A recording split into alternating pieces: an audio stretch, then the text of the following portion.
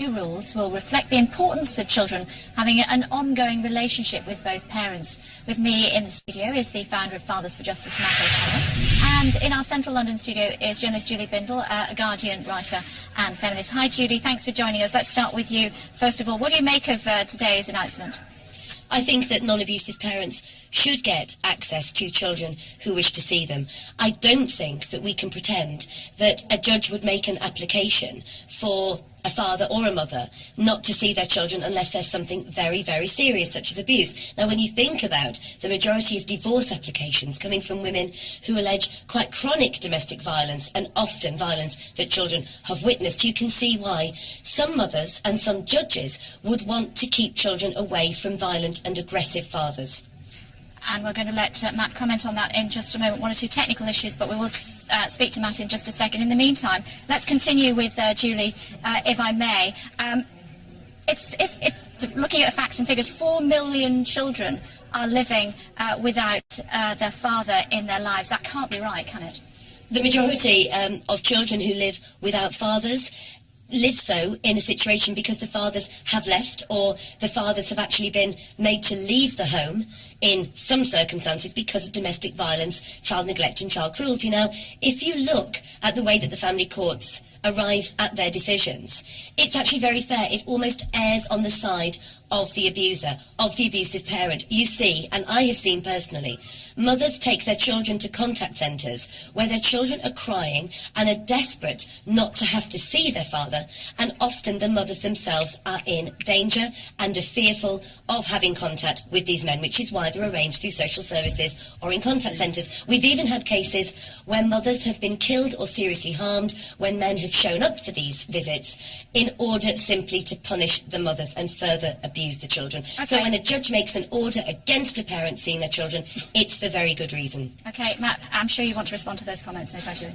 Well, firstly, I say that we welcome the government's proposals. We think it's important in a country where 200 children a day lose contact with their parents, where 1 in 3 children are going out without a father. That's nearly 4 million kids in the United Kingdom who are actually fatherless. And we have a responsibility and a duty of care to those children and to those families to ensure they retain the love and care of both parents. And we're not talking about violent parents or abusive parents. We're talking about good, loving fathers who play a fundamental role in the bringing up of their children.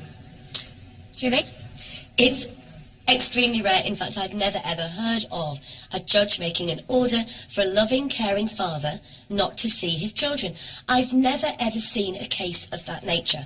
If the woman is alleging domestic violence, child cruelty, child abuse, then her word isn't enough. Her word has to be substantiated, whether it's by the children if they're old enough, whether it's by a third party, police, social services, etc.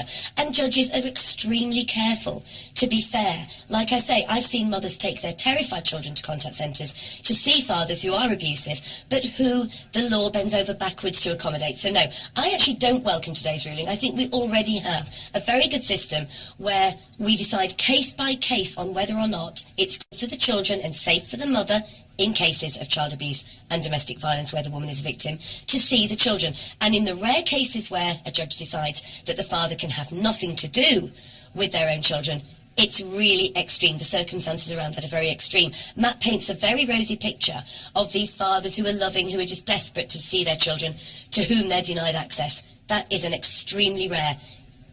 It's so rare. In fact, we've very, very rarely ever heard an example of it that he could cite. Okay, Matt, perhaps you'd like to look down camera 6 and respond to what Julie has to say. I mean, Julie, you're on the wrong programme, clearly, because obviously we're talking about domestic violence. Those points would be valid. We're here to talk about the 4 million children in this country who are grown out without a father, who are put through the most secretive, most abusive regime, which is secret family courts in this country, that forcibly separate children from good, loving parents, generally their fathers. And we have a moral responsibility in this country to ensure that our children retain the love and care of both their parents. And that includes abusive, where cases where you said about abusive parents. I like to say that most abuse perpetrated on children is actually mother and child, as you're fully aware. Nonsense. And I think the point here that we want to make is this. We see the consequences on Sky News every day of what happens with fatherless children. We have rioting children. We have the highest rate of young offending in Western Europe.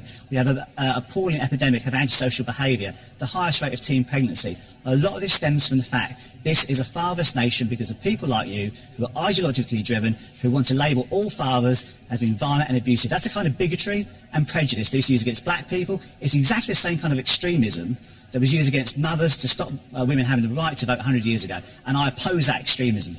Well, luckily we do have banks of research, credible research, to show that actually domestic violence is perpetrated in the main by men towards women. If not, where are all the men's refuges? When there have been men's refuges, there hasn't been a bed slept in. And in fact, what you do in your organisation does is it peddles myths and hatred towards women who are trying to keep their children safe. There are 4 million fatherless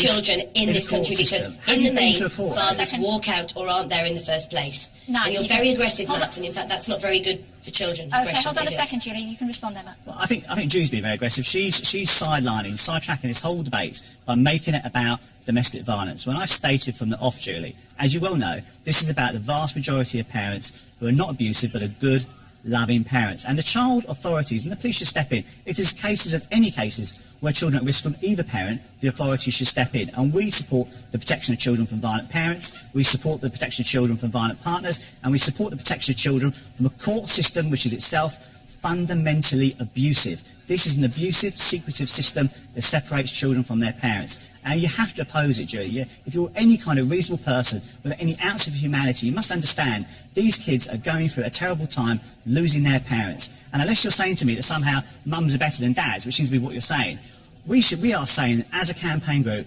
that there are good mothers and bad mothers, there are good fathers and bad fathers. But what's important is that children attain the love and care of both their parents. If they had the love and care in the first place, I absolutely agree with you.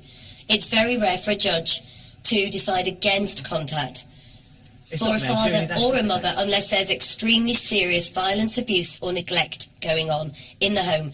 And these fictional cases that you cite in your research, and these fathers who are totally blameless and, you know, who children are absolutely desperate to see, are, I think, in your imagination. It's awful if a child is removed from a loving, caring parent for no reason. I certainly have never heard of that. What I have heard of, however, Matt, are children who are dragged to contact visits with fathers who they are terrified of. And in fact, judges will bend over backwards often to accommodate even an abusive father who wishes to have contact with their children. Matt will want to come back on that, I'm sure. Well, you know, Julie, if we listen to you, all men are violent and abusive. We might as well give up and go home and not even bother trying to be responsible, loving, caring parents. It's a terrible prejudice. It's a terrible bigotry and ideology that says that all dads are somehow bad. That all mums are Madonnas and all dads are there to be demonised. And I think that's profoundly damaging. Your message is damaging to children. And you say it's a figment of my imagination. These cases, these 10,000 people, there are 10,000 people on our Facebook page, Julie, who would disagree with you alone to start with. There's huge numbers of people out there and huge evidence to support the fact that fathers are losing contact with their children. 200 children a day are being separated forcibly from their parents, not because of domestic violence, but because court orders are not being enforced. 50% of court, these are dads with court orders that aren't being enforced, Julie. I'm just asking you to be reasonable and to think about the consequences of what your ideology is actually doing to kids in this country. I'm concerned about the lives and the livelihood and the safety of children and the non-abusive parent, whether they're mothers, whether they're fathers. Where are these 200 children being forced away apart from a non-abusive parent? Why would judges make that order? That isn't what the courts are doing. Your research is absolutely skewed, and you're wanting to give the viewers the absolutely ridiculous idea that somehow judges are prejudiced towards fathers. Any single court of law wishes to have parents kept together if the child grew up with two non-abusive parents. The reason why children are kept away from some parents is because of a danger to them. Julie, if you're right, Julie, we wouldn't exist. And you know, if that was the case, I wouldn't have dedicated 10 years of my life trying to change family law. The brave men and women, and I should point out to you, Fathers for Justice is run by a woman who's my wife, Nadine O'Connor, that there are 25% to 30% of this organisation comprises of grandparents who go through double the heartbreak themselves and for their kids. What about grandparents? What about sisters? are separated from their siblings, the brothers and sisters, separated, families torn apart in secret courts. Are you going to tell me that the brothers and sisters separated are somehow violent or pose a risk to each other? It is ridiculous. No, the argument is rooted in prejudice and bigotry, Julie. No, I didn't say but that's that. what What I happens. said was... They lose a father and they lose half their family. No, they lose the grandparents, they lose was, brothers and sisters, they lose aunts and uncles. What I said was that we have to look at the best interests of the children.